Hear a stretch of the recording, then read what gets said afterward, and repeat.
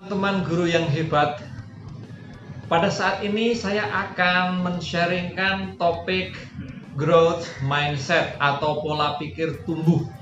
Pola pikir bertumbuh ini sangat amat penting di dalam asesmen kurikulum Merdeka. Teman-teman bisa mempelajari bagaimana cara menerapkan pola pikir bertumbuh ini dengan mendalami di platform Merdeka. Di situ ada topik asesmen. Ada 3 modul yang didalami di topik ini. Yang pertama adalah memetakan kompetensi murid. Yang kedua, pembelajaran sesuai kebutuhan murid. Dan yang ketiga adalah memberikan umpan balik dalam proses pembelajaran.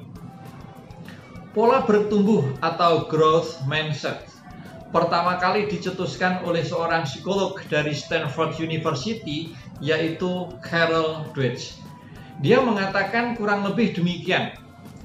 Inti pokok dari pola pikir bertumbuh itu, yaitu adalah upaya secara bertahap di dalam mengembangkan dan menumbuhkan cara berpikir serta potensi siswa.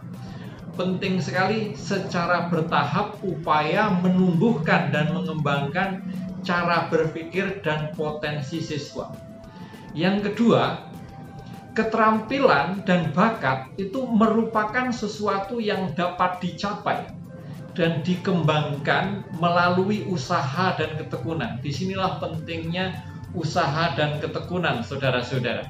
Lalu yang ketiga, mereka atau guru selalu memanfaatkan peluang dan menjadikan setiap tantangan yang dihadapi sebagai sebuah proses belajar. Penting sekali memanfaatkan peluang dan tantangan, karena itu ketika diberikan sebuah tantangan yang sifatnya mendadak, ini adalah kesempatan untuk belajar. Dan yang keempat, bahwa di dalam growth mindset ini, proses lebih penting daripada hasil akhir. Karena itu yang namanya salah itu adalah proses belajar yang wajar, saudara-saudara. Sebaliknya daripada pola pikir bertumbuh itu adalah disebut fixed mindset, yang meyakini bahwa, menganggap bahwa yang namanya keterampilan dan bakat itu sudah melekat pada diri seseorang sejak lahir. Lalu bagaimana growth mindset ini bisa diterapkan? Ada 7 prinsip yang bisa kita gunakan untuk mengembangkan pola pikir bertumbuh ini di dalam proses pembelajaran dan asesmen.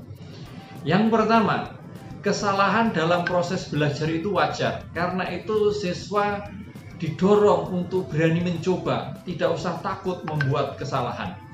Kesalahan jika diterima, dikomunikasikan, dan dicarikan jalan keluar, maka kesalahan itu akan menstimulasi, akan mendorong terjadinya perkembangan otak peserta didik.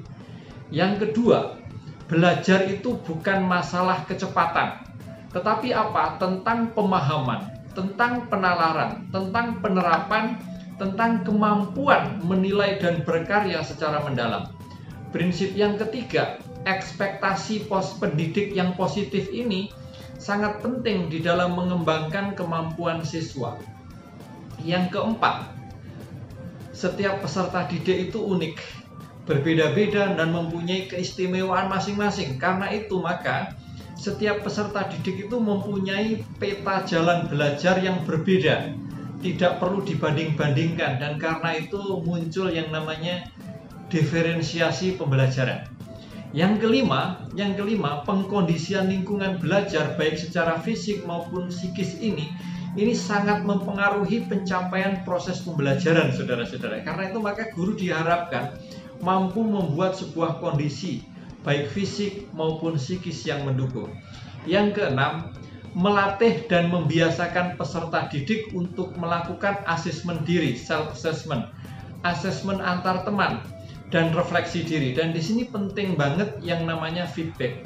Dan prinsip yang ketujuh adalah apresiasi atau feedback atau umpan balik dari pendidik kepada peserta didik itu sangat amat penting jika dilakukan secara benar. dan itu akan mempengaruhi, memotivasi keinginan, kemauan, perkembangan belajar siswa.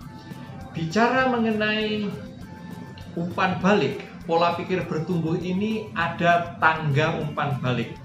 Tangga pertama adalah klarifikasi, tangga kedua adalah nilai, tangga ketiga perhatian, tangga keempat saran, dan tangga kelima itu adalah apresiasi. Nah, bagaimana umpan balik ini dilaksanakan secara tepat? Berikut saya akan men-sharingkan dalam bentuk contoh, saudara-saudara. Contoh adalah umpan balik klarifikasi. Misalnya begini. Apakah ini berarti siklus air dimulai dari penguapan air laut? Nah, apakah ini berarti siklus air dimulai dari penguapan air laut? Jadi pertanyaan ini fungsinya mengklarifikasi. Umpan balik tangga yang kedua, nilai. Contohnya begini. Wah, gambarmu sesuai dengan tahapan di dalam siklus air. Wah, gambarmu sesuai sekali dengan tahapan dalam siklus air. Ini sudah memberi penilaian. Yang ketiga, tangga perhatian. Contohnya dalam kalimat berikut ini. Bapak melihat kamu menggunakan panah untuk menggambarkan proses siklus. Bapak melihat kamu menggunakan panah untuk menggambarkan proses siklus. Bagaimana jika ditambah nomor pada setiap tahap siklus tersebut? Nah, ini kan memberikan perhatian. Lalu umpan balik tangga yang keempat adalah saran. Contohnya begini. Menurutmu adakah yang perlu ditambahkan pada gambar di atas? Menurutmu adakah gambar yang perlu ditambahkan pada gambar di atas? Bagaimana jika ditambahkan nomor pada setiap tahapan siklus? Nah, ini kan saran. Dan umpan balik yang terakhir, apresiasi, contohnya dalam kalimat berikut. Selamat nak, kamu telah menunjukkan karya kreatif. Pasti kamu mengerjakan dengan sungguh-sungguh. Saudara-saudari, rekan-rekan guru yang hebat, rupanya umpan balik itu tidak hanya memberikan pujian, wah keren kamu nak, bagus kamu nak, kamu anak pintar, bukan hanya seperti itu. Tetapi ada tangga umpan balik seperti yang saya contohkan. Karena itu, marilah kita mencoba di dalam proses pembelajaran dan asesmen kepada anak-anak kita. Karena saya percaya proses ini, umpan balik yang benar ini, growth mindset ini, pola pikir berkembang ini sangat amat penting, akan mempengaruhi pencapaian atau hasil anak-anak kita. Itu saja, selamat mencoba, sukses untuk kita.